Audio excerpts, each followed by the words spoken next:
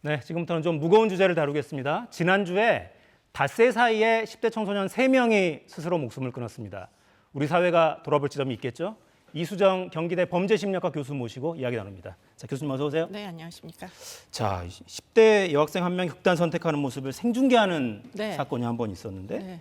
배경에 우울증 갤러리가 있다고요? 네, 뭐 어떤 특정 포탈에 특정 사이트에 이제 그 커뮤니티 활동을 하던 그 커뮤니티 이름이 우울증 갤러리라고 알려지고 있고요. 네. 그런 이제 활동을 하던 그 여학생이 이제 투신을 했는데 투신하는 장면이 영상으로 그대로 찍혀서 게시가 되고 있어서 그게 지금 문제가 되고 있습니다. 네. 그거를 진화한 N번방 이렇게 규정하셨던데요. 이건 어떤 의미입니까? 네, 지금 그 우울증 갤러리 안에서 일어난 일들이 이제 여러 가지 일들이 복합적으로 아마 이 그 젊은 여학생의 이제 죽음과 연관이 있을 거다 이렇게 추정이 되는데요.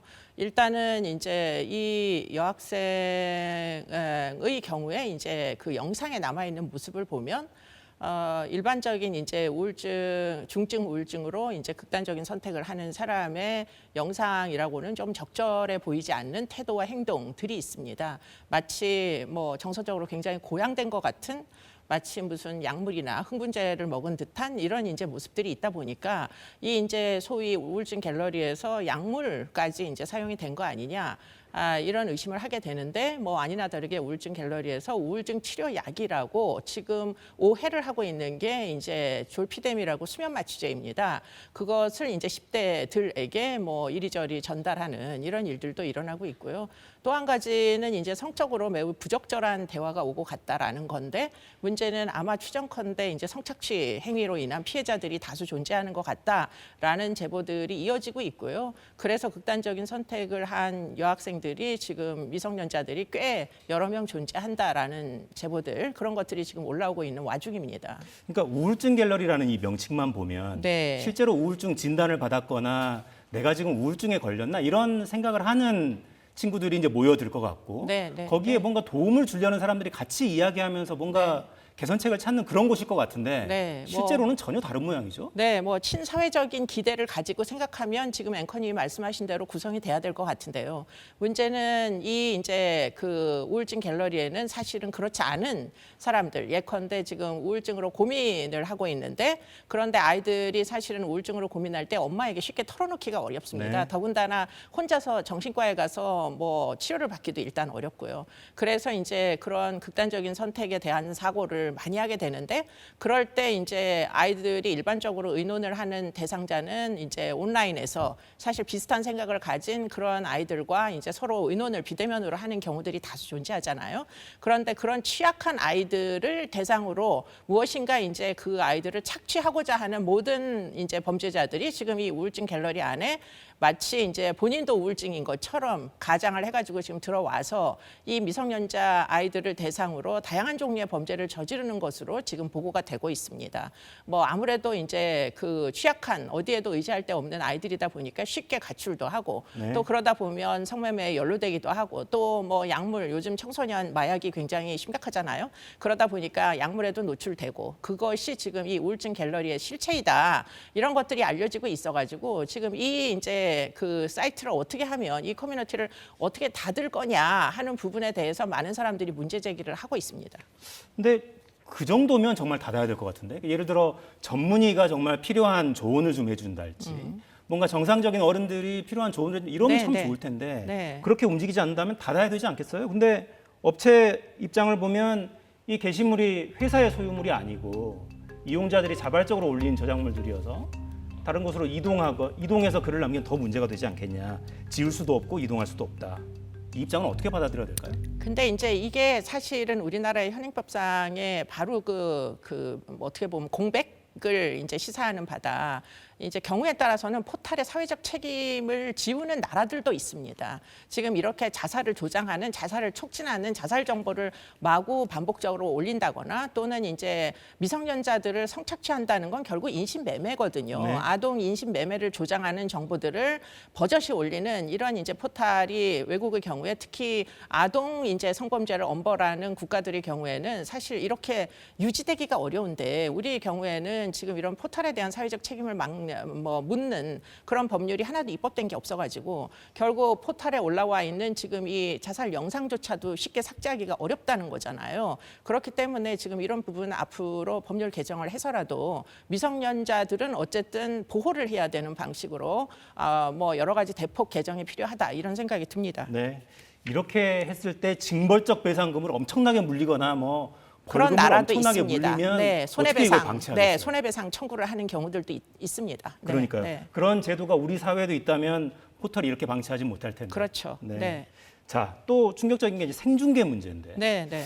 이게 그러니까 그 영상 이게 생중계라는 게 쭉 일정 시간 동안 이게 노출이 된다는 건데 네. 그렇게 돼도 막을 수가 없는 모양입니다. 네, 지금으로서는 그게 이제 뭐 여러 가지로 뭐 표현의 자유 테두리 안에서 이제 문제가 되기 때문에 이거를 쉽게 제재하기는 매우 어렵고요. 그런데 지금 이 생중계된 내용이 그나마도 지금 법률적인 이제 제재를 할 수 있는 부분은 이제 자살 예방법이라는 게 있어요. 자살 예방 및 생명 존중 문화 조성을 위한 법률이라는 게 있는데 자살 정보는 제재할 수가 있습니다. 그렇기 때문에 지금 그 법에 따르면 유통을 한 사람에 대해서는 2년 이하의 징역 또는 2천만 원 이하의 벌금을 내릴 수 있기 때문에 지금 이 포털에서는 어떤 안내문을 주느냐, 지금 이 영상이 올라와 있는데 이 영상을 다운받아서 유포시키지는 말라. 그러면 징역형에 처해질 수도 있다. 이렇게 안내문만 내모되고 있다는 그 영상을 거예요. 지우는 게 아니라 지우기는 내려받아서 돌리지는 말라. 뭐 일종의 주의 뭐 이 정도를 하는 게 지금 포털의 책임이라고 지금 하고 있는데 이게 과연 이래서 되는지 하는 문제를 좀 묻고 싶습니다. 네. 네. 내리는 게 아니라 내려받아 돌리면 문제가 될 수 있습니다라고 안내하는. 자, 자살 유발 정보 신고처 유형별로 신고 건수를 보면 SNS가 80%가 넘고요. 다른 사이트도 뭐 미미합니다. 자, 근데 영상들을 내려받아 돌리는 사람도 물론 있을 테고 네, 네. 이것들을 활용해서 또 2차 가해하고 이런 사례들까지도 있다면서요. 네, 뭐 성희롱적인 발언을 하고 뭐 오히려 잘 됐다 뭐 이런 식으로 막 올리는 이런 아주 나쁜 사람들이 있는데 이런 식의 이제 어떤 비난도 사실은 사자 명예훼손이 될 수 있어요. 그럼요. 그렇기 네. 때문에 샅샅이 사실은 처벌의 대상이 될 수 있기 때문에 경찰에서는 지금 이 여학생이 연루된 범죄만 수사할 게 아니라 지금 댓글을 무책임하게 마구 올려서 결국은 뭐 여러 가지로 자살을 방조하는 이런 사람들에 대해서도 사실은 꼭 처벌을 좀 해주셨으면 합니다. 네, 처벌도 처벌인데 사람이 할 짓이 아닙니다, 사실. 네. 자, 또 근본적으로 아니 10대, 20대 이 자살 네, 수단자들이 계속 늘고 있다는 건데 네. 이거는 어떤 이유 때문에 그렇다고 봐야 될까요? 이게 지금 코로나 이후에 굉장히 지표가 나빠지고 있어서 이 부분을 이제 정부 당국에서는 예의주시해야 되는데요. 결국에는 이제 자살률이 우리나라는 50대, 60대 감소하고 있어요. 드디어는 이제 자살 예방 정책 여러 가지 뭐 사회복지제도 이런 것들 때문에 노령층에 있어서는 자살이 감소하고 있습니다. 네. 그런데 문제는 오히려 이제 10대, 20대에서 지금 코로나 이후로 비대면 사회가 되면서 자살이 증가하고 있거든요. 아마도 지금 이제 13,000명 정도가 1년에 자살하는데 그중에 2,000명을 도달한 것 같아요. 10대, 20대가. 그렇기 때문에 이런 숫자는 외국의 기준으로 볼 때 굉장히 높은 비율입니다. 그래서 인구 10만 명당 거의 10대, 20대 자살 비율이 지금 거의 30배 가까울 정도가 됐다고 알려지고 있는데 뭐 이 숫자는 절대 적은 수가 아니고 아시다시피 OECD 국가 중에 이렇게 이제 젊은 사람들이 자살하는 거는 특히 뭐 우리나라가 거의 세계 1위이기 때문에 이건 정말 어떻게 해서라도 막아야 하지 않겠는가 이런 생각을 하게 됩니다. 그러니까 사망 원인별로 이렇게 분류해 보면 네. 10대, 20대는 자살이 진짜 부동의 1위로 항상 체크가 되잖아요. 네, 그게 사실 말이 안 되는 거죠. 질병으로 사망한다는 건 상식적이지만 그게 아니라 자기가 자기의 어떤 극단적인 선택을 한다는 건 10대, 20대가 할 일이 아닙니다. 일단 발달 단계상.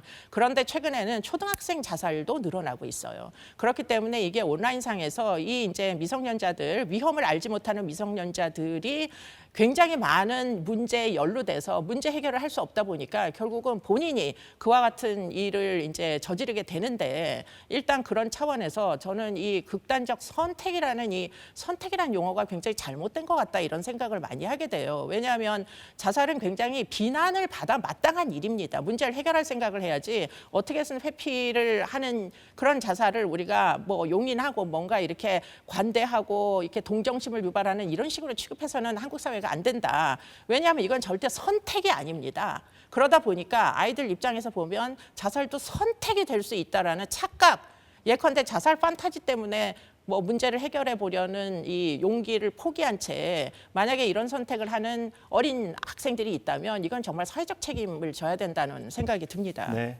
언론에서 흔히 자살이라는 표현 대신 극단적 선택 이렇게 표현하곤 그렇게 표현하죠. 네. 그 자체가 잘못된 것 아니냐 뭐 이런 말씀이시고요. 자, 극단적 선택 이런 자살 다른 사람이 자살을 하면 영향을 받는 베르테르 효과 네. 이런 것들도 이제 우려도 이제 점점 커지고요. 네. 주변에서 어떤 도움을 좀 줘야 되겠습니까? 그러니까 일단 자살을 톡 까놓고 그런 이제 자살 사고를 하면 누구에겐가 털어놓을 수 있는 분위기를 조성해야 됩니다. 이걸 쉬쉬하면서 남한테 얘기하면 안 되는 수치스러운 일이라고 절대 생각하면 안 되고요. 그렇기 때문에 베르테르 효과를 걱정해가지고 자살 이야기는 하지도 못하게 하고 이렇게 하는 것보다는 뭐 쉽게 아이들이 상담소도 찾아가고 선생님에게도 정말 나 죽고 싶어요 이런 얘기 할 수 있게 만드는 분위기, 엄마에게 그런 사고를 그런 생각을 털어놓을 수 있는 분위기, 그렇게 이제 공개적으로 미성년자들 도움이 필요한 미성년자들에게 어른들이 좀 더 그 고민을 들어주고 고민에 대한 해결안을 제시할 수 있는 그런 적극적 개입 이런 것들이 지금 굉장히 필요한 시점이 됐습니다. 네. 예를 들어 내 자녀가 뭔가 평소랑 좀 다른 것 같다. 네. 이런 느낌이 들 때 자녀에게는 어떻게 이야기를 해야 됩니까? 그럼? 정확하게 자살이란 용어를 쓰시는 게 좋다고 알려져 있습니다. 그래야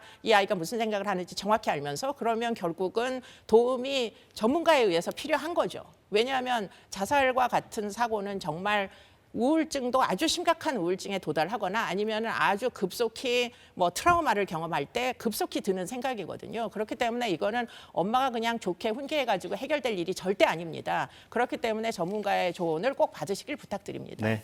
아이를 위한다고 괜히 애두르지 마시고요. 더 안 좋을 수 있다는 거예요. 네. 그 용어를 정확히 사용해서 현황을 파악하고 문제가 있다면 전문가의 도움을 받을 수 있도록 그렇게 해야 된다는 얘기입니다. 자, 이수정 교수였습니다. 말씀 감사합니다. 네, 저희가 오늘 준비한 내용 여기까지입니다. 내일 돌아오겠습니다. 4시엔 사사건건.